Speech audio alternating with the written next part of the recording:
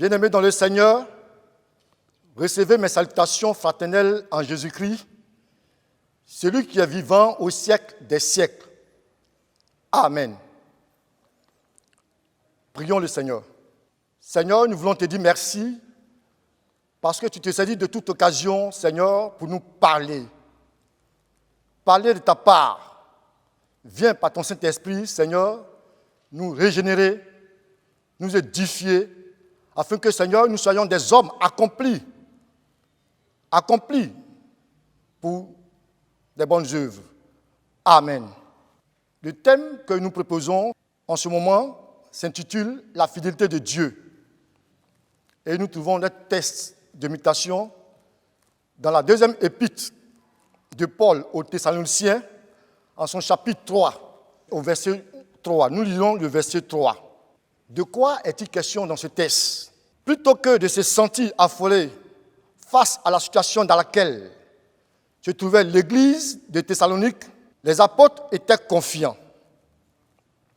La confiance des apôtres s'expliquait en vertu de la fidélité de Dieu, bien plus qu'en vertu de quoi que ce soit se rapportant aux Thessaloniciens. En effet, le fondement de la confiance du chrétien devait être le caractère de Dieu lui-même.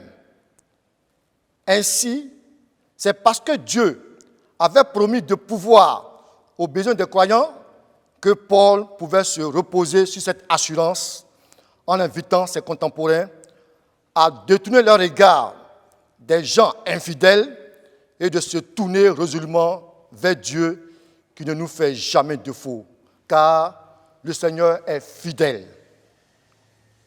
Bien aimé, que comprendre de ce thème?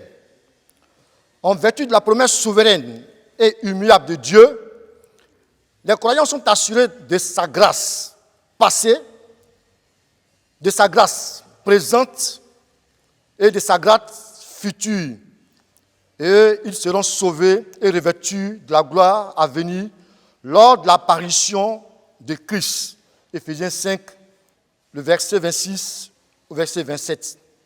Dieu qui appelle au salut et au ciel sera fidèle et octroiera la grâce nécessaire pour répondre pleinement à son appel.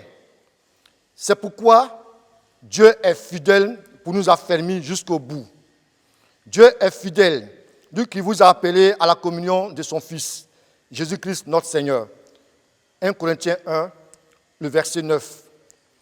Toute circonstance difficile dans la vie du croyant peut soit l'affermir s'il demeure dans l'obéissance et de la confiance à l'égard de la fidélité de Dieu, soit l'inciter à faire le mal s'il décide de douter de Dieu et de désobéir à sa parole.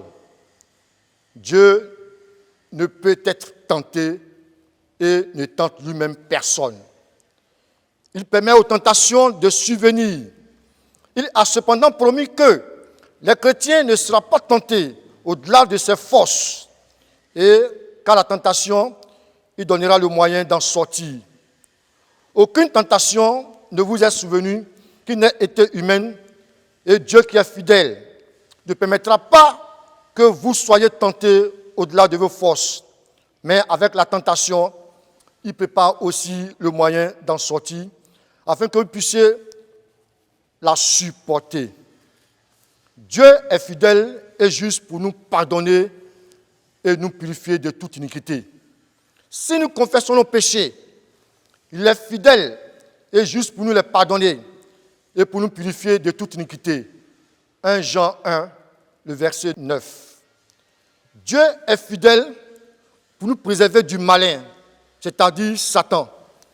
Lorsque les croyants prient sincèrement, ils peuvent avoir l'assurance que Dieu les préservera de Satan, car la prière est le lien nécessaire qui permet de recevoir la bénédiction et la puissance de Dieu, ainsi que l'accomplissement de ses promesses. De nombreux passages bibliques illustrent ce principe. Jésus a par exemple promis à ses disciples qu'ils recevraient le Saint-Esprit s'ils demandaient, cherchaient, frappaient à la porte du Père Céleste avec insistance. Luc 11, du verset 5 au verset 13. C'est ainsi qu'après l'ascension de Jésus, ses disciples se sont réunis dans la chambre haute afin de prier jusqu'à ce que la puissance du Saint-Esprit descende sur eux le jour de la Pentecôte. Acte 2, verset 1 au verset 4. Que conclut, bien-aimés, dans le Seigneur? Attachons-nous à Dieu, car il ne nous fera jamais défaut. Même dans les situations dites impossibles, il manifestera sa fidélité à notre égard. Que Dieu nous bénisse. Je voudrais à présent vous inviter à la prière. Prions pour demander pardon à Dieu pour toute fois que nous avons douté de sa fidélité. Seigneur, nous voulons te demander pardon. Oui, parce que nous sommes des humains. Parfois, lorsque nous sommes accablés par des situations à outrance, Seigneur, nous ne savons pas à quel sein se vouer. Seigneur, notre Dieu, tu viens de nous apprendre que nous pouvons compter sur toi. Nous pouvons compter sur toi. C'est vrai. Donne-nous de demeurer dans ta fidélité au nom de Jésus. Prions pour ceux qui sont affligés, pour les persécutés, méprisés, blâmés à cause de l'évangile, partout ailleurs. Seigneur, nous voulons prier notre Dieu pour tous ceux qui sont blâmés, pour tous ceux, Seigneur, qui sont affligés dans le monde entier, comme partout ailleurs. Seigneur, viens à leur secours dans ta grâce que tu as promis, Seigneur notre Dieu, à tes enfants. Permets qu'ils puissent surmonter ces difficultés au nom de Jésus. Prions pour les porteurs de la parole, ceux-là même qui ont la charge d'annoncer l'évangile partout ailleurs, dans le monde entier, afin que Dieu leur donne sa puissance. Seigneur, nous voulons, notre Dieu, te demander les porteurs de la parole. Nous voulons, notre Dieu, Seigneur, que ton Saint-Esprit demeure sur eux pour l'œuvre à laquelle, Seigneur, tu les as appelés. Merci de conduire les pas tous les jours de leur vie dans ce ministère, au nom de Jésus. Prions pour la nouvelle année qui pointe à l'horizon, afin que Dieu, lui seul, conduise notre année, les mois, les semaines et les jours de la nouvelle année qui pointe à l'horizon. Seigneur, nous voulons, notre Dieu, ô Éternel, te recommander l'année qui pointe à l'horizon. Nous voulons prier afin que, Seigneur, tu sois au devant de toutes choses et que ta fidélité nous conduise, Seigneur, partout. Seigneur, dans nos démarches, dans nos couchettes, dans nos activités, dans nos projets, Seigneur, afin que nous réussissions et que ton nom soit élevé, glorifié au nom de Jésus. Que chacun maintenant prie pour ses besoins personnels. Chacun maintenant adresse ses besoins personnels au Seigneur. Prions ensemble. Seigneur, tu connais les difficultés que, Seigneur, notre Dieu, que traverse ton serviteur. Mais je sais que toi, le Dieu qui est fidèle à ta parole, parce que tu veilles sur elle, Seigneur, pour l'accomplir. Merci de nous répondre. Merci, Seigneur, d'être avec chacun de nous. Merci, Seigneur, notre Dieu, de nous exaucer au nom de Jésus.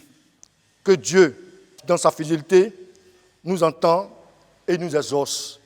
Amen.